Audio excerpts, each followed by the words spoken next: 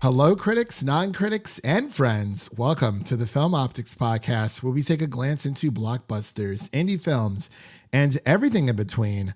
I'm your host, Christian, and as always, I'm accompanied by my partner in film, Devin. And today, we're here to present our review of Madam Webb. And before we begin today's episode, you can listen to our podcast on podcast platforms around the internet. That includes Apple Podcasts, Spotify, Google Podcasts, and more. And if you are a new or seasoned listener to the show, we would love to hear from you guys. Follow us on Instagram, Twitter, and Threads at Film Optix. That is Optix with an X.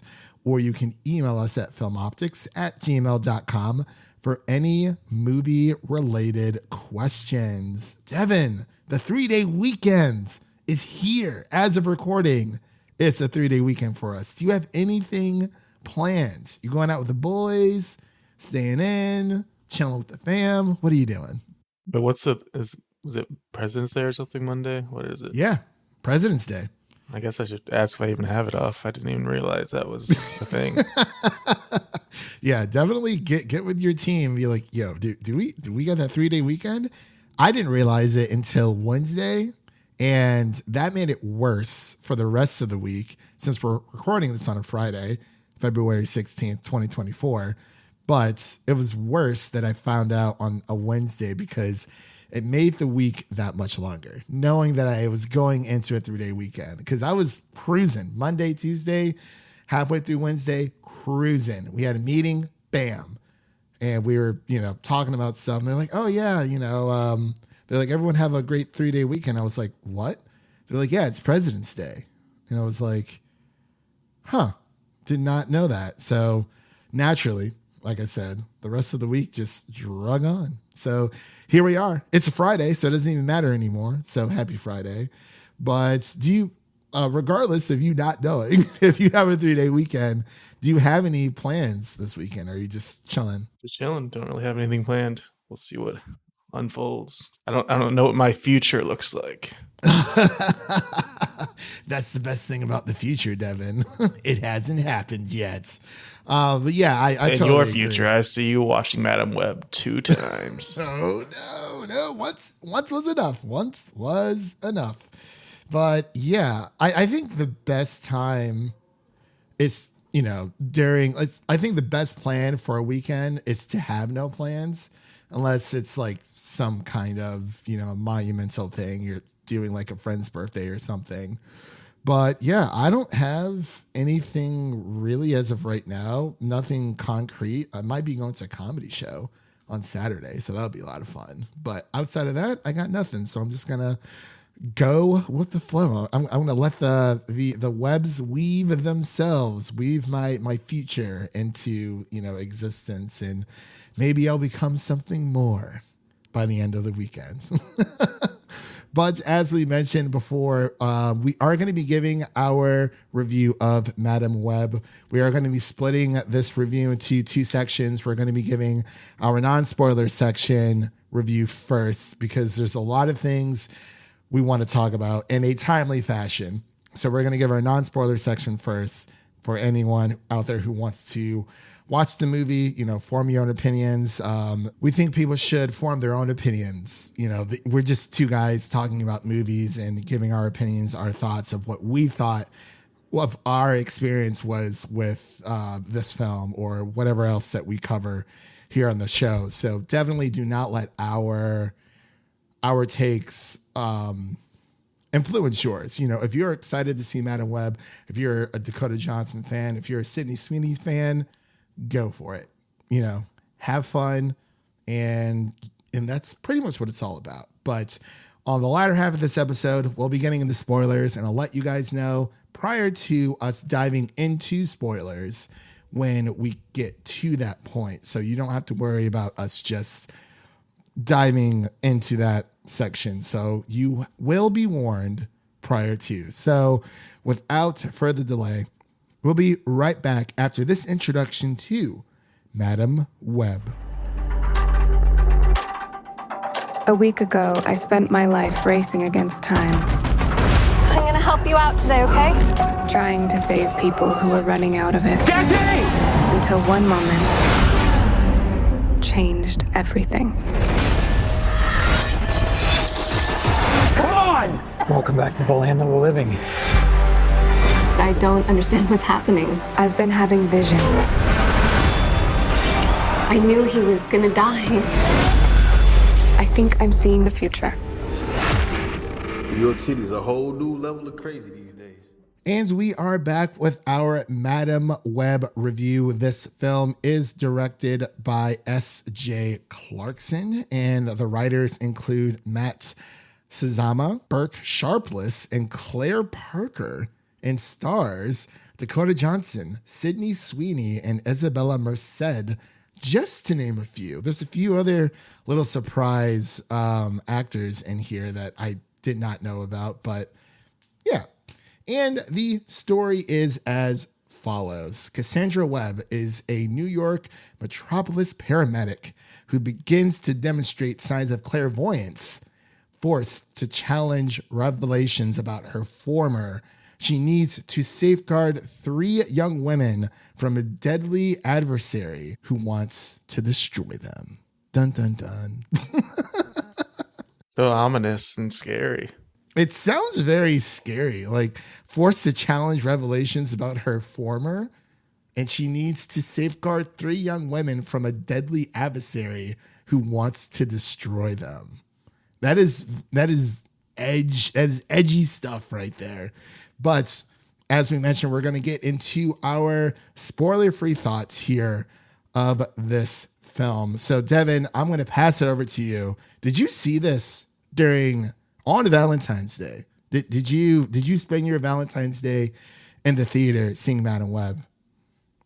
No, this was not a Valentine's Day watch for me. I am curious to see if there were actually couples going to this, though.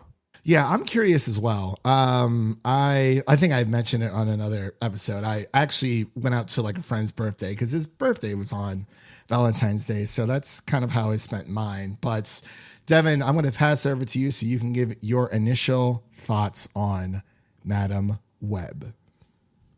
Oh boy. So going into this one, it was hard to ignore the reviews that were like piling in up until the release of this one because they were not good.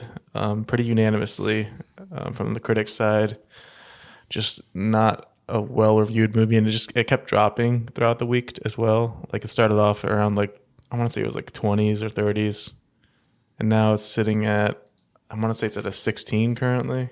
I can confirm that for you. So currently, it is sitting at a 13% on the critic side. So it's gone even lower. And a 53% on the audience score.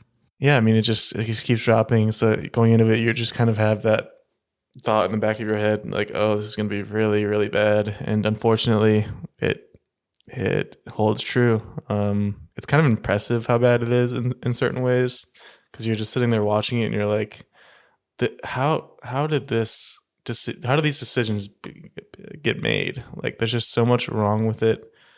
Not necessarily all technically, but just the story in general, and some of the, like, most of the dialogue in it, and then the actors don't really seem like they're giving their all. They're just kind of going with the flow, going with what they were given. And I know there were a lot of rewrites and reshoots that kind of changed the original story that they may have signed up for, may have thought they signed up for, but it just ends up being like a total mess at the end of the day.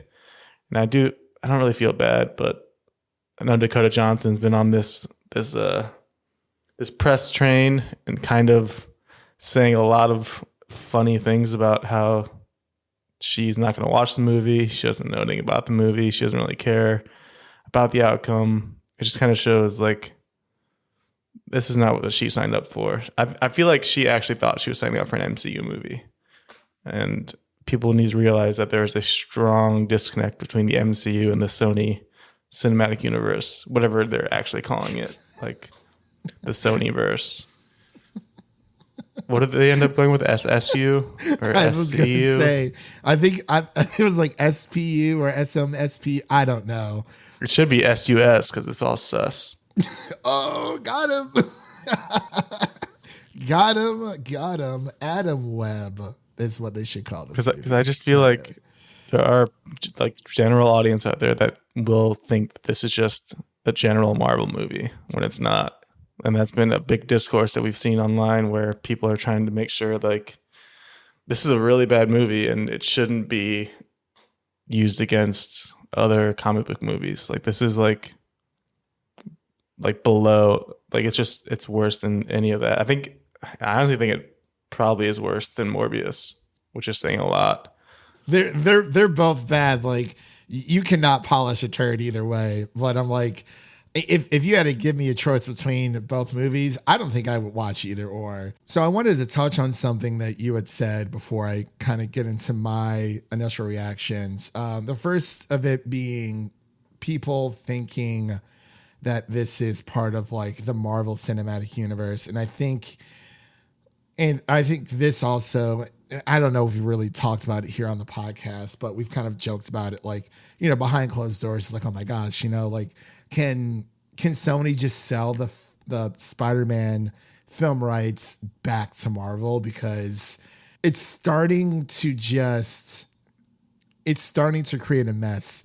And I've said this on multiple occasions before. Sony, the company Sony Pictures, they're very good at creating the illusion that they own everything Spider-Man related when it comes to their Spider-Man films, television shows. Not saying that they haven't created a Spider-Man television show before, because they have, but they create this like smoke and mirrors thing of like, yeah, Sony owns everything Spider-Man. And like, I kid you not, I'm not even sure if you saw this towards the end of Spider-Man Across the Spider-Verse, one of the trailers that kept playing. The last thing that they show at the end of every single trailer is a PlayStation 5, because Sony just has multiple deals with Marvel.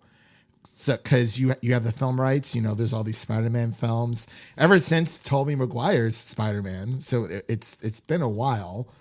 And you also have the Spider-Man games that came out on PlayStation. And that is a separate deal between Marvel and Insomniac and Sony altogether. But yeah, they do a great job of creating that illusion. And I think it's starting to murk up the water, because you also have these Spider-Man MCU movies, which is a collaboration between Marvel Studios and Sony Pictures. But it's really just Marvel doing the legwork, and they're using the Spider-Man film properties from the Sony side. For those who don't know, when Marvel almost went like bankrupt like decades ago, and they had to sell off a lot of their film rights in order to stay afloat. And that included the Spider-Man film rights that went to Sony, and then Deadpool, X-Men, Fantastic Four, all of those went to Fox at the time before Disney now bought them. So that's the reason why Sony still has the film rights to Spider-Man. And one of the caveats in the agreements or the deals between, you know, Sony or Marvel selling over these Spider-Man film rights to Sony is that Sony has to make a Spider-Man related film every so years. I forgot how many years it is, or else they lose the license together, which is why I think we're getting all of these like half-baked films. Honestly, even starting from like The Amazing Spider-Man with Tobey Maguire going all the way up to now. And obviously there are anomalies to that, which comes like to the Spider-Verse films, but everything from like Venom 1 and 2, or Venom and then Venom Let There Be Carnage, Madam Web, and now in Morbius, and we're getting a Venom 3 and a Kraven the Hunter movie. It's muddying up the water a lot, and I think people are starting to get confused, because this Madam Web film is its own movie. It's its own self-contained movie. We don't get a lot of those like superhero movies anymore, but I think there's a reason for that, because we kind of left those like back in like the early 2000s for like a certain reason, and you know, now we've had better films, but there's that. And I think when you were talking about Dakota Johnson being confused, and I don't know if she was kidding or not, because like she sounds very bland when it comes to like just any interview. She sounds very disinterested, like she has something else better to do, and it's like I can't tell if she's joking or not. That's like what I'm trying to get at. It's like, did she know? Because I think she talked to Elizabeth Olsen. She ran into her about, doing a superhero movie. So maybe she did think she was in an MCU movie, because she had gone on record saying, yeah, it's an MCU movie with Sydney Sweeney. And it's like, well, it's a Marvel movie, but it's not an MCU movie. But I mean, let me know if I'm making any sense here or not. But as far that's what it all seems. That's what it all seems like. Yeah, and that was like a long-winded way of me just saying, getting the information out there. But it's like there's just so much happening where it's like nowadays when people think Spider-Man, they think Tom Holland's, they think the 3 Spider-Man movies that we've had within through Marvel Studios, and they also think Miles Morales. But I think the reason why it's easier to distinct the Marvel Cinematic Universe from the Spider-Verse movies is because Peter is not Afro-Latino. They are 2 different races of Spider-Men, but they're both Spider-Man. So it's like you have that disconnect. Also, one's live action and one's animated. So you're able to say, okay, this is in this universe and this is a separate story following Miles Morales and his friends. And then you have Peter with Tom Holland and his friends. So it's easy to distinguish. But now you're throwing in all these random Spider-Man-less movies where Spider-Man's not even in them, or like variations of Spider people, Spider women or whatnot. And it's not the fact that it's Spider women. It's just the movie itself is not good. And I tweeted saying that Madam Webb, and this isn't supposed to be an origin story, by the way, Madam Webb suffers from abysmal editing and writing, coupled with a lackluster villain whose motivations are shallow and gives us a mere edgelord version of Spider-Man. And the characters lack any chemistry, and they totally catfished us on those Spider-Women suits. And it was such a letdown because I wanted to see that. I was like, oh, these suits actually look really cool. Like, I want to see Sydney Sweeney and Isabella Merced and the rest of the cast. I want to see them kicking butt and taking names. Because I was like, yeah, that it's all over the marketing. Like, they do not. Yeah, I guess that's a good time to jump into the spoilers. Yeah. Before we do, I wanted to ask, was there anything else you wanted to mention? Because I apologize for hogging the mic. I was just like, this movie was just not, it was not good. Yeah, I think it's just spoiler time. Just let it all out. All right, ladies and gentlemen, I do apologize for that little rant that I had. It's just, we've seen so many of these movies, and it's like, okay, the question is, when do we get enough? Like, when is enough when it comes to these Spider-Man-less films where they're kind of one-offs and they're clearly just there to, keep those rights. Let's get into the spoiler section of Madam Web. So if you have not seen the movie as of right now, please turn back, go watch it, form your own opinions. We're just here talking the talk. We're here talking about what works for us, what doesn't. Unfortunately, it's leaning towards more so of the negative. And we're not trying to sound pessimistic or anything. It's just when you've watched as many movies as we have, especially with having the podcast, it's like you start to notice things. There's a few weird editing things that happen in this movie as well. But let's get into the spoiler section here. So we are now in spoiler territory, and man, oh man. I was just going to say the main thing that I was going to say is a spoiler is that we get Spider-Woman in costume for about 1 minute of the entire movie, give or take. And yeah. it's like a hazy hypothetical like scenario that doesn't even end up happening in the movie in the actual story. So it's like a fake scene at that.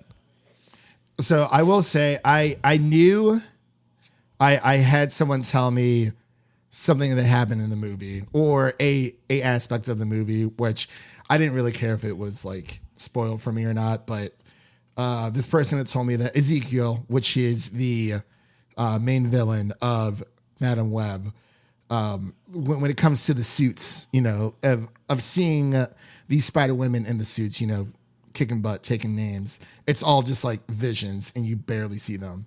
And that was something I was like, well, that's kind of disappointing. I wasn't entirely sure if it was true or not, but after seeing it, yeah, it was. I mean, maybe it's about a minute, maybe 2 minutes. I'll give them because they showed a little bit of the visions during the beginning because Ezekiel has these spider powers and he has these visions of these 3 Spider Women killing him, like destroying him. So he's trying to do the whole like it's like they're doing a Terminator thing. Yes, Terminator is a better analogy. So yeah, it's a Terminator thing where I have to destroy or kill these 3 girls before they kill me in the future, and then all my problems will be solved. And it doesn't work. There's a lot of bullet points, and I wanted to play a little game called Can You Guess Which Is the Lie? There's a lot of things that happen here, and it's so the 3 Spider Women issue that we're talking about now is, you know, they never get powers. They're only seen in costume during dream sequences, and it's like it's a little bit during the beginning, and then a little bit towards the end, and then that's it. But it's all over in the marketing, and that's the issue. It's like you can't keep showing these suits. It's like, oh, you know, it's going to be like your traditional comic book film where it is an origin story. It is an origin story for Madam Web, but it's a weird origin story because Madam Web is born in a cave in Peru with the help of magic spider people, and her mother dies during childbirth. It's weird. So like, you know, you had sent me the Can You Guess Which Is the Lie thing where it's listing off all these things that happen in the film. And 2 of them we just mentioned with the Peru situation and the Spider Women never getting their powers, the dream sequences. And I was like, all these things happen. And then like at the very bottom, it says, yeah, these are actually all true. And it's like evil Spider-Man, Ezekiel, edgelord Spider-Man is killed by a large Pepsi sign, which is like all over this movie. It's very weird. And then you have the Madam Web becomes wanted for kidnapping by the NYPD, which was insane. There's just a lot that happens in this movie. And it's still able to travel to Peru despite being wanted for kidnapping. She just like magically arrives in Peru instantly. She was like, I have to go somewhere really quick. And then just next scene, she's there. And I was like, how did you get past customs? How long was that plane ride? Oh gosh, I don't even know. But there's another thing. And again, it sounds like we're nitpicking, but it's like we're just trying to talk about the movie as is. Where Madam Web leaves the 3 girls in the forest and she's like, I'll be gone for 3 hours. She says that midday. It's like noon. And by the time that they're waiting, it's like dusk. I'm like, that is way longer than they've been out there for like 6 to 7 hours tops. Because by the time they get fed up by waiting for Madam Web or Cassie to come back, it's like 7 o'clock. Dusk has come. It is nighttime right before they go to the diner. But yeah, it's weird because, like you said, it's hard not to have a positive mindset going into this movie because the movie got dragged through the mud, honestly, even before we saw the trailers, because everyone's like, oh, we're getting a Madam Web movie.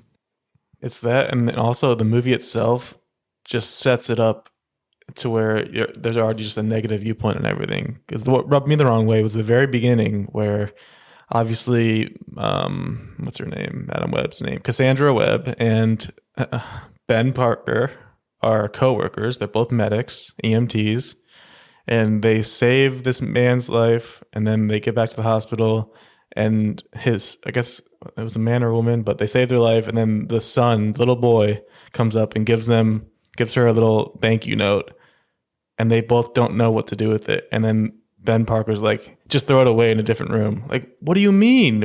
How do you not know? Like, it's a cute little boy giving you a thank you for saving their parents' life. Just, you're supposed to know what that is and accept that. Like, do you not like helping people? Like, what? It's like, why do they have that nihilistic viewpoint on life? And like from the very beginning, it's just hard to like get invested in these characters when that's the way they think. It doesn't make any sense. That, and also Mike Epps is in this movie for a bit, and it's weird because he has a death scene. He's in the movie for not even 5 minutes. He has a death scene, and then it's like the movie wants you to care about. He's also a paramedic, like one of Cassie's higher ups, and it's like I felt like the movie was trying to get me to care about Mike Epps' death, and like I literally met this man 2 minutes ago. Like they were at a barbecue, everyone from the paramedic scene, they're hanging out, doing their thing, and then that's it, And we have Uncle Ben is in this movie for some reason. I don't know why. And Peter Parker is also in this movie. He's born, but he's not. Mary Parker is in this one. His mom, Emma Roberts, for some reason. And then they keep doing the name tease. Like, oh, what should we name him? Oh, I don't know. What should we name him? Oh my God, it's going to be Peter, right? And then Ben's like, oh, I met someone. Yeah, they couldn't even say that name. Yeah, Cassie's like, oh, what's his name? What's her name? And then he's like, no, I don't want to jinx it. And then look, we know it's May.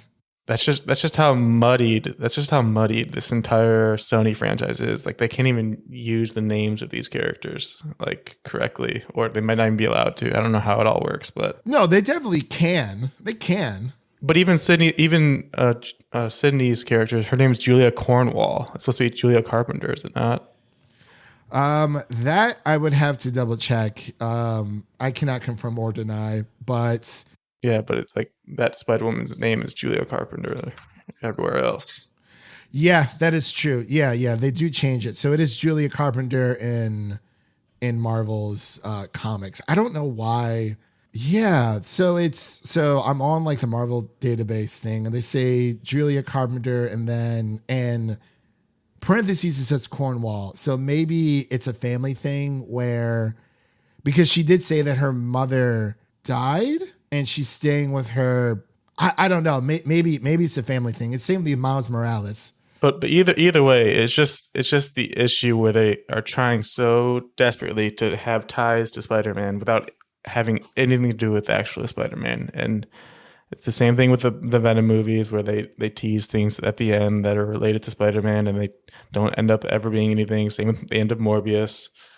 This one didn't have anything outlandish like that, but just still these loose little tie-ins that it's just like it's meaningless to the story and it doesn't help add anything, and it's just pointless. Yeah, it's kind of like, we have the Spider-Man film franchise, so let's just drop little Easter eggs. It's like we all know who Peter Parker is. It's like you don't have to add that stuff. Like if this is supposed to be a Madam Web origin, just give me a Madam Web origin. Like don't pull this bait and switch where you're having 3 other Spider Women come in and you're riddling all of the marketing with like, oh my gosh, like all the press junkets that keep talking about like, oh, it was so cool to try on the suit. And it's like, that's great. Like, I think that's amazing, but it doesn't, like if you're showing them for 2 minutes, like a minute during the beginning, a minute towards the end of like visions of it just doesn't add up. And but also like don't give me a Madam Web origin story as a whole movie. Like we said from the beginning that no one was asking for that, and that's just kind of them forcing Spider-Man characters into roles that are too large. Like Morbius is the huge example, obviously. Kraven the Hunter, it's questionable, but we'll see how that ends up being. El Muerto is one that he's coming on like on and off production. Like that is just a really small, minor Spider-Man character from what everyone knows. It's like they cannot just be their own movies. It just doesn't work at the end of the day. And we're seeing that over and over again. Like Venom, sure. Venom's a big hero or like a big character that could work. But the other one's just like you're forcing it. And honestly, I agree with the others. You're forcing it with Morbius, Madam Web, and Craven. I would even say with Venom, they are, but they aren't, because Venom doesn't exist without Spider-Man. And He's at least a known character, though. That's right? the thing. Yeah. He's definitely one of in rogue, like when it comes to like Rogue Gallery, like Spider-Man character or villains, he's definitely like up there at the top of the list. So yeah, I get that brand recognition. Yeah, people are gonna know who Venom is. So I understand that more. Well, it's weird because it's like Dakota Johnson doesn't really do anything in this movie either. She kind of just stands around. Like you see her doing like her job, as a paramedic from time to time. She teaches the girls how to save someone's life, perform CPR. But it's she's very good at driving ambulances. Like she can just through buildings and hitting people, hitting the bad guy, just complete accuracy, and survives all of it. It's miraculous. And it's like she splits into 3 ghost-like copies of herself near the end of the movie. The entire ending scene was just like, it's just more like obnoxious, like visuals and CGI. Like they're at a fireworks factory, I guess. Yeah. There's no explaining it. It's just, and for some reason, it's the villain Ezekiel dies from to the Pepsi sign. He gets killed by a large Pepsi sign. So I was like, I don't know. It was just rough. And, I apologize for everyone out there listening. It's not that we're trying to. I feel like if you're listening to this, you're expecting to get torn apart a little bit. It's weird because like everyone loves Sydney Sweeney. I absolutely love Sydney Sweeney. Like I like Dakota Johnson in some of her films, and others it's like she's cool. It's just, even like on the press tour, she was like, oh, like maybe I'll watch it someday. And like she was at the premiere, but I guess a lot of celebrities leave after like the red carpet. But it's like she just seems so disinterested in this movie. And don't even get me started on the villain and his voice recordings that were so obviously ADR. You noticed that too. It was probably like 80% of his lines were completely recorded afterwards, and it was very obvious, and they all sounded awful. Yeah, someone that I follow on Twitter, his name is Larry, follow him at Chili Boy Productions. He actually mentioned the same thing when it came to Ezekiel's performance. So he had tweeted saying, did they completely rewrite the script for Ezekiel and Madam Web after shooting? Because I'm trying to figure out why damn near every word Tahir Rahim, the actor who plays Ezekiel, says in that movie is a voice over terribly edited during post production. So it's ADR, which is, there are certain scenes where actors will come in after the fact and record certain voice dialogue lines for certain scenes to help them kind of mesh well together. But yeah, that was really weird. And I noticed that a lot. And I was like, yeah, you're right. It's like 80% of his lines. I'm like, even when he was speaking, it wasn't lining up with what he was saying. And I don't know. I can't say it's like trash or anything. I just did not enjoy it. And I understand that a lot of people worked on this film when it comes to these types of movies. But I mean, at the same time, a lot of movies get made per year. And even though you have like the best intentions and the best effort like foot forward, like with the best intentions in making a movie, sometimes it just doesn't stick. And I understand that studio interference is also a big factor as well. And we've known that there was a lot of reshoots and whatnot. And I was like, is this movie ever going to come out?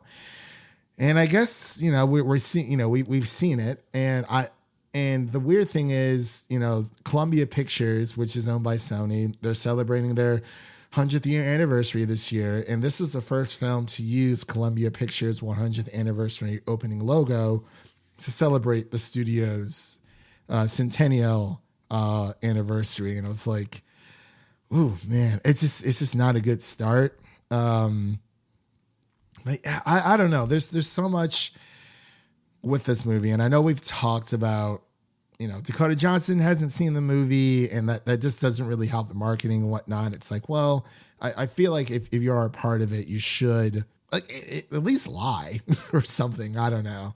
I mean, they were all on a sinking ship, and they knew it. Yeah. Like by the time the movie rolled out. Mm-hmm.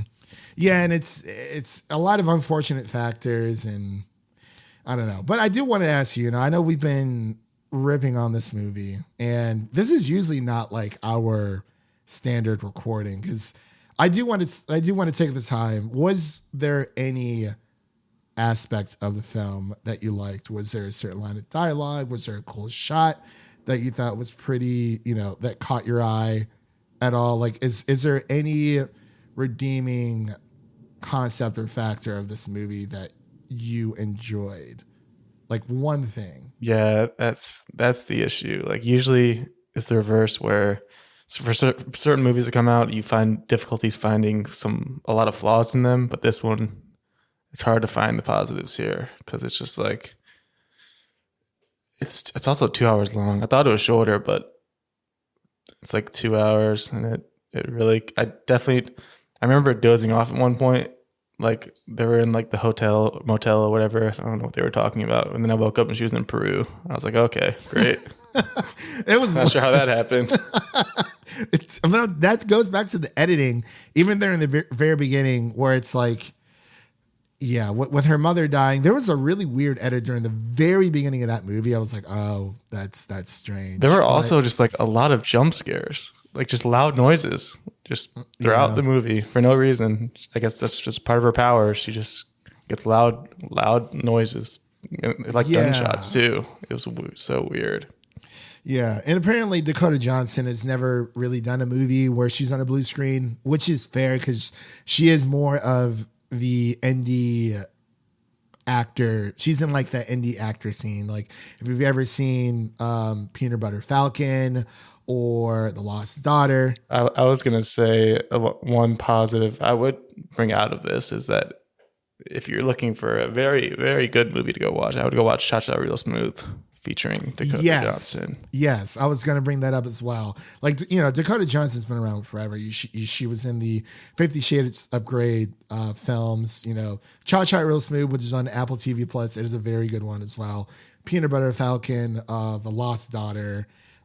She does give us some really good performances. She was in The Office for like an episode or two from what I remember. But she had commented saying that she never really done a movie where she was doing like a blue screen. And she said it felt like psychotic to her. And I was like, thinking about her track record and like the film she's been in, I can see that. Because it's like she was saying there's like a fake explosion going off and someone's like, explosion. You have to act like there's an explosion. And she said that was absolutely psychotic to her. And she was like, I don't know if it's going to be good at all, but I hope I did an okay job.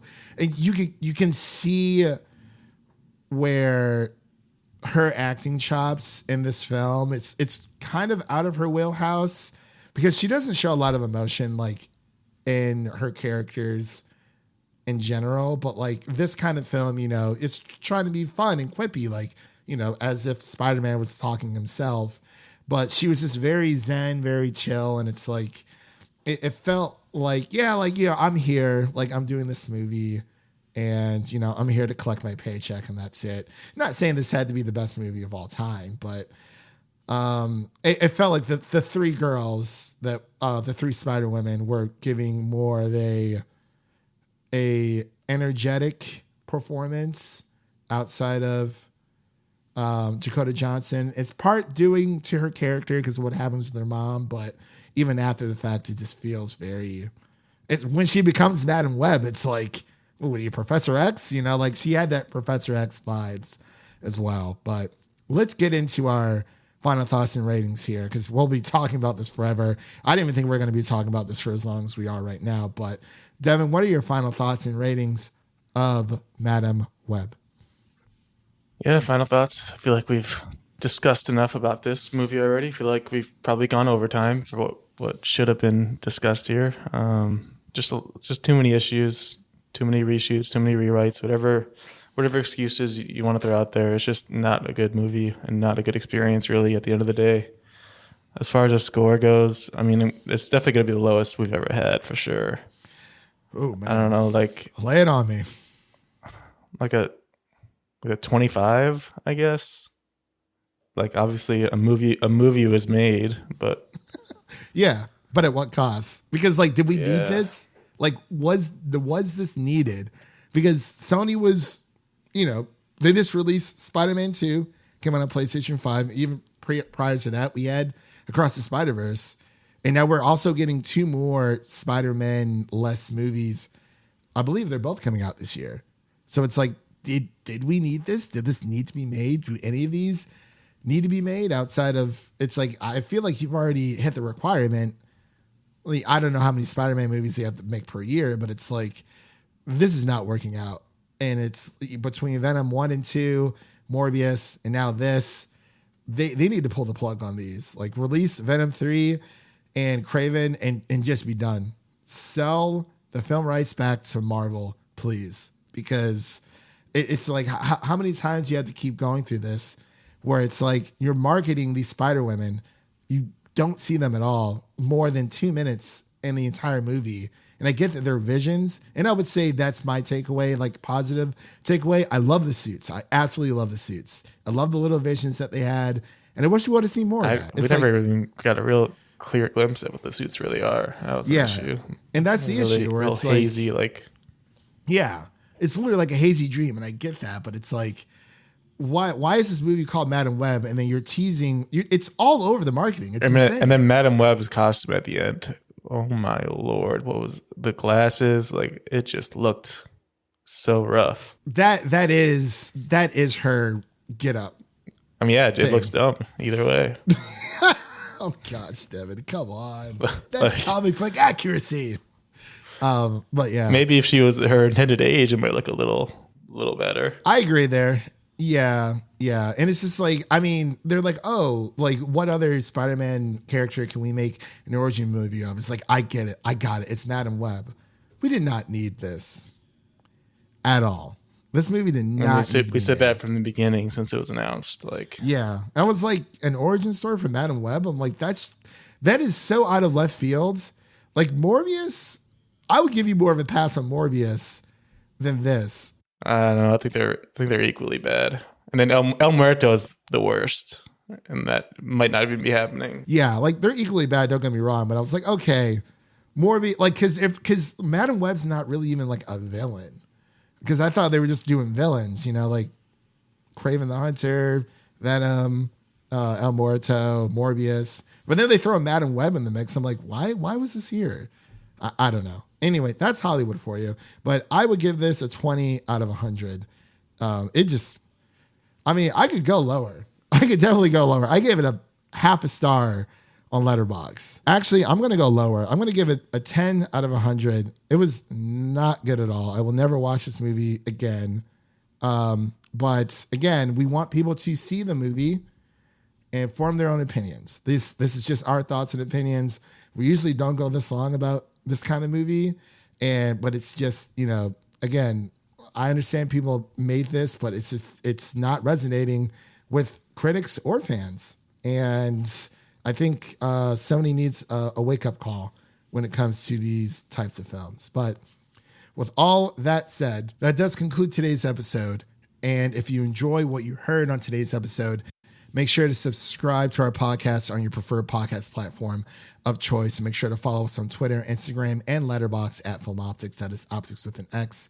And don't forget to share an episode of our podcast with a friend, whether it be your mother, your brother, or your significant other. Spread the love for the Film Optix podcast with a movie lover in need. And now, really quick, before we go, we're going to cover some of the new review releases that we have out on the podcast for people to listen to.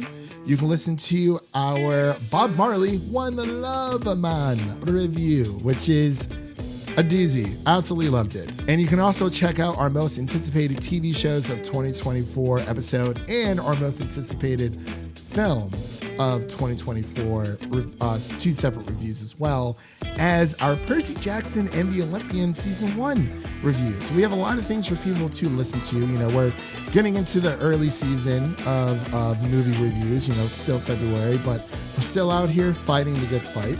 And for upcoming films, you can look forward to our Dune Part 2 review, which is going to be amazing. We might be doing some X-Men 97 as well. There's a lot of stuff happening in March, guys. It's going to be insane. So definitely the next big review that we're going to be doing for sure is Dune Part 2. They'll be coming out the week of Dune leading up to Dune Part 2. Probably the Monday before it hits theaters. So definitely check that out. And again, thank you all for listening. If you enjoy the show, please take a moment to leave us a 5-star rating and review on Apple Podcasts and Spotify, and stay connected with us by following us on Twitter and Threads for the latest updates. That was Devin, and I'm Christian, signing off. And remember, life is like a movie, so go out there and make it a blockbuster. Peace.